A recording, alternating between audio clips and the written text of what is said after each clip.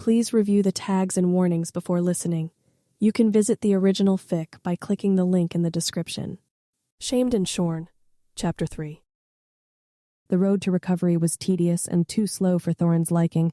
He felt like he was running out of time, that he would be too late to make amends, too late to ask Bilbo if he ever felt the same, if they'd ever had a chance. Thorin turns to Balin with a concerned expression etched onto his face. Balin, in your correspondence with Master Baggins, has he ever mentioned... He pauses, swallowing nervously. Has he ever married? Has he made a new family of his own these years? Balin leans forward, his eyes scanning the parchment in his hand, still looking for clues in the past over why Thorin may have returned. No, I can't say that he has. He describes himself as a confirmed bachelor. So now that I think of it, I'm not sure what that means. He looks up at Thorin, a hint of worry creasing his brow. Thorin, are you sure you know what you're doing? Our burglar held you in high regard, but did he ever say anything? Did you? Thorin shakes his head, his gaze falling to the ground. No, I was waiting until everything was settled, but then, and after everything that's happened, I'm not sure he will have me, but I must try. Balin places a hand on Thorin's shoulder, giving it a reassuring squeeze. It's been 7 years, Thorin. The life of a hobbit is not as long as dwarves. He's mourned you. Whatever feelings he had then... Thorin interrupts, determination flashing in his eyes. I know, but as I said, I must try. As Thorin stepped out of the inn, he realized that time had passed quicker than he had expected. The sun had already begun to set, and the sky was painted in hues of orange and pink. He felt a sense of urgency to find a place to rest for the night, before the darkness set in. Thorin took a deep breath and looked towards the Mirkwood forest. Memories of his last encounter with the elves flooded his mind, and he shuddered at the thought of being imprisoned again. Besides, he was alone and didn't have the strength to fight off spiders or any other dangers that lurked in the forest. It would take him longer to get to his destination, but it was safer than going through it. He started walking, his mind wandering as he went. He thought about his past, his mistakes, and his regrets. Brooding, Bilbo had called it. Thorin's worry had yet to break its hold. He couldn't shake the feeling that Bilbo had truly moved on from their friendship, and that he would find him with someone else. The thought made him uneasy, and he couldn't help but wonder if his memories of shared moments between him and Bilbo had happened as he had once believed, if Bilbo had moved on, if he had found someone else to confide in, and share his adventures with someone who truly loved him and treated him far better than Thorin ever did then Thorin would be happy for him. He would have to be, but not before finally saying his piece, what he should have said when he'd been dying on Raven Hill. Thorin's heart felt heavy as he thought. He hadn't wanted to burden Bilbo with his feelings and then leave him. It would have been too cruel. But no matter how happy he'd be for Bilbo, the thought of his one sharing himself with someone else made Thorin feel jealous and pathetic. Thorin knew that he had made mistakes in the past, that his stubbornness had caused him to push Bilbo away, and then the gold sickness, and the ramparts. But he had to try, didn't he? You are scaring my ponies, a deep voice rumbled. Dead one. Thorin turned swiftly, hand going to his unnamed blade, but he lost his balance. A large, rough hand snatched him up like he weighed nothing but a raven's feather. He was brought face to face with whom he had sought. Bjorn, Thorin breathed. It is I. The skin changer brought him closer still and sniffed him with a frown, and he let out a growl. I went to your funeral. Thorin swallowed harshly, gripping Bjorn's furry fingers and then giving his hand a tap. Put me down and I will explain. He mused at the opportunity to practice how his return would go with Bilbo. He doubted the Hobbit would be as calm as the shapeshifter. Bjorn set him down surprisingly gently, for which Thorin was grateful.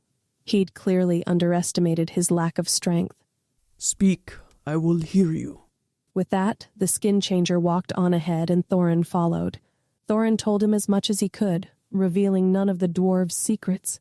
He certainly didn't want Bjorn to think they thought the Arkenstone could bring someone back to life. Already too many wondered, and it would make that blasted stone even more valuable than it already was. Priceless. As the fire crackled and popped in the cozy den, the tension between the dwarf king and the shapeshifter was palpable. Bjorn's eyes flickered with a knowing gleam, as he addressed Thorin, his voice deep and rumbling like distant thunder. So the legends are true then. Durin's folk can cheat death. Thorin, ever the proud and stoic dwarf, bristled slightly at the question. I wouldn't say cheat death. We call it stone sleep, he explained, his voice laced with a hint of defensiveness. It was thought that perhaps because our ancestors came from stone that those buried too soon would heal within their stone tombs. Others think that because we are descendants of Durin the Deathless, that we are sent back to fulfill our purpose in order to redeem our souls. Bjorn's eyes narrowed slightly as he listened, his massive frame towering over the dwarf king like the great bear he was. Really? You were buried with the Arkenstone, I remember. Perhaps the stone has some magic, and you're telling the other stories to keep me from knowing the truth. Thorin's response was cautious, measured. We do not know for sure, and I think you know what would happen if others thought the Arkenstone held such power. That will bring everyone in Arda to come after the stone through your lands. Bjorn grunted in agreement, his eyes flickering over Thorin's figure as he spoke. Do not worry, dead one. I will keep your secrets. Thorin bristled at the nickname, his eyes flashing with a spark of anger. I am no longer dead. Bjorn merely chuckled, unimpressed. Then why do you smell of it? He asked, his voice teasing. Thorin was taken aback, but before he could respond, the shapeshifter went on. It's not so strong, but it is there. Anyway, what is your purpose now? How must you redeem your soul? Thorin hesitated for a moment, mind still stuck on the fact that he may reek of death, then decided on a half-truth. I am traveling west. Bjorn raised an eyebrow, his expression skeptical. Oh, so you are going after the bunny. That is good. Thorin's surprise was evident. Why do you say so? Bjorn merely fixed him with a knowing stare. Anyone with eyes could see the love you two felt for each other. Thorin felt his face heat. Not everyone. He grumbled in his denial. Bjorn nodded and chuckled. You're right. Neither you nor the bunny did. But he will be happy to see you. Thorin's heart swelled with hope at the shapeshifter's words. Do you think so? Even after all these years? He would have mourned me already and taken another. And how do you know Bilbo reciprocated my feelings? Bjorn shook his head, a wry smile playing at his lips. Oh, please. If my eyes weren't enough, my nose sure as hell was. The smell of arousal between the both of you any time you would stand next to each other or look at each other was suffocating.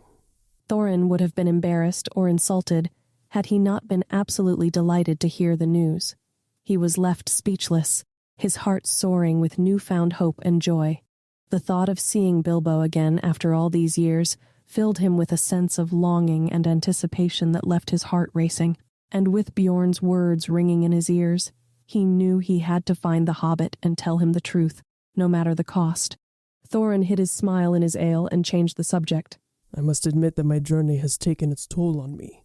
I was wondering if it would be possible to spend the night here in your comfortable abode once more. Bjorn stroked his beard thoughtfully. 1 night? No. Before Thorin could feel any insult, Bjorn added, You must stay at least a week. Thorin's eyes widened in surprise.